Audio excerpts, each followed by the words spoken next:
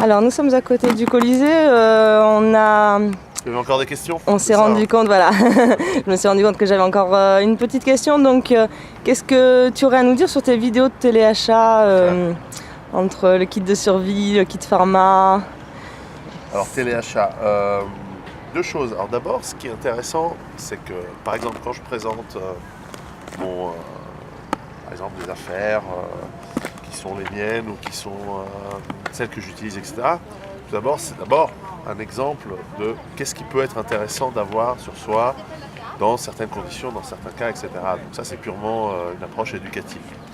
Ensuite, la question que tu poses, c'est ma participation dans le site Instinct de survie. Alors, ce qui est intéressant d'abord, c'est de voir qu'il y a des gens qui ont le sens de l'entrepreneuriat, qui ont le sens de l'entreprise et qui se sont dit, voilà, on a une idée. Et ils sont venus me voir, ils m'ont expliqué cette idée. L'idée, c'était de dire, on a négocié des prix en gros pour faire un sac d'évacuation, ou un sac de survie. Moi, je pense que c'est plutôt un sac d'évacuation, avec un certain nombre de produits que l'on met dedans. Et on pense que voilà, ça correspond à tel marché, à telle cible de consommateurs, si on veut, voilà, et que tu pourrais nous en faire une promotion, et en échange de ça, évidemment, on te donne un départ dans le truc. Bon, alors en plus, ils sont super sympas, et deux, je pense que c'est un bon produit, et je vais t'expliquer pourquoi. Et donc, j'ai aucun problème à faire de la promotion, si c'est possible, si c'est utile pour un produit qui sert à une part de marché. Et ensuite, je te dirai quelles sont les critiques et pourquoi, à mon avis, elles sont encore une fois très spécifiques pour certaines à la France et d'autres, elles sont intéressantes, mais je crois que les gens n'ont pas compris à qui on s'adresse. Premièrement, le produit, comme un sac d'évacuation tel qu'ils l'ont fait, il correspond à la possibilité pour des gens qui n'ont pas le temps ou qui n'ont pas envie de s'emmerder à acheter tous les produits un par eux-mêmes, d'avoir d'un seul coup, avec un clic de souris et un coup de carte de crédit ou de PayPal, la possibilité d'acheter un sac avec de quoi faire du camping, de quoi se démerder s'il y a un problème, de quoi quitter chez eux rapidement, et donc se dire, voilà, dans l'aspect de la préparation pour l'autonomie, pour la survie, bon, c'est qu'un tout petit pas, mais au moins ce petit pas, ils le font. Ça répond à un besoin qui est réel et que les gens demandent. Extrêmement bien. Moi-même, je suis surpris à quel point ça se vend. C'est des milliers de sacs qui partent.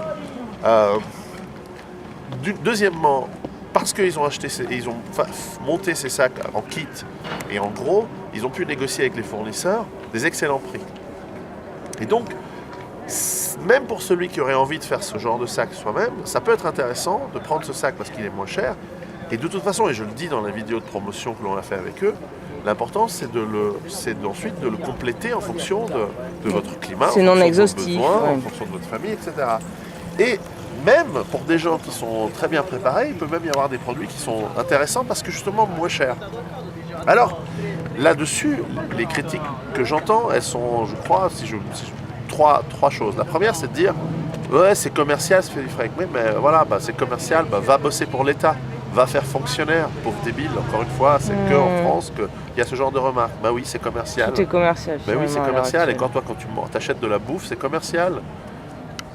Voilà, tu payes un loyer, tu achètes un truc, généralement c'est des gens super jaloux, etc. Premièrement. Deuxièmement, on me dit, oui, c'est cher. C'est, je crois, 400 € le sac, je ne me souviens plus. Allez voir sur Instinct de survie, instinctdesurvie.fr. Non, c'est pas cher. Ça a été vachement négocié et on défie quiconque d'aller dans le commerce, acheter un par un tous les objets qu'il y a dans ce sac et dans ces kits et de l'avoir au prix qu'ils le vendent. Deuxième point. Troisième point, les gens disent « ouais, mais c'est de la mauvaise qualité ». Alors là aussi, de quoi on parle? Est-ce que, là aussi, on parle d'un couteau... ciao. Est-ce qu'on parle de... Quelqu'un qui m'a reconnu. Est-ce qu'on parle d'un kit où on veut mettre un couteau de la meilleure catégorie, par exemple, un couteau à 300 €? Non, c'est sûr, on a une machette, on a un petit couteau, on a un couteau pince, etc. Alors c'est certain, c'est pas dans l'ensemble des éléments la meilleure qualité. Mais encore une fois, Si tu dépenses 300 € dans un couteau, c'est probablement un couteau que tu as envie d'utiliser tous les jours. Et tu es sûrement du type de catégorie de personne qui a envie de se faire son kit et son sac objet par objet avec la meilleure qualité et trucs. C'est ce que j'ai fait moi par exemple. Moi j'ai un kit qui coûte très très cher parce que je l'ai fait moi-même en sélectionnant soigneusement les trucs. Des fois je les change parce que du coup je trouve quelque chose de meilleur, etc. Et j'en ai plusieurs de kits même.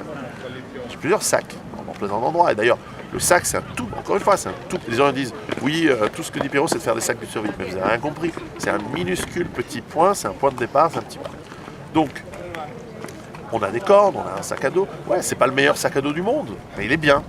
C'est pas le meilleur sac de couchage du monde qui va t'emmener au pôle Nord à moins 50 degrés. C'est vrai, mais il est vachement bien. C'est adapté aux conditions climatiques. Un kit, un sac qui est excellent à mon avis pour les gens qui ont envie de démarrer, par moins cher. Alors évidemment, c'est toujours facile de critiquer des gens, mais à la fin, faites-le. Alors si tu penses que c'est moins cher, fais moins cher.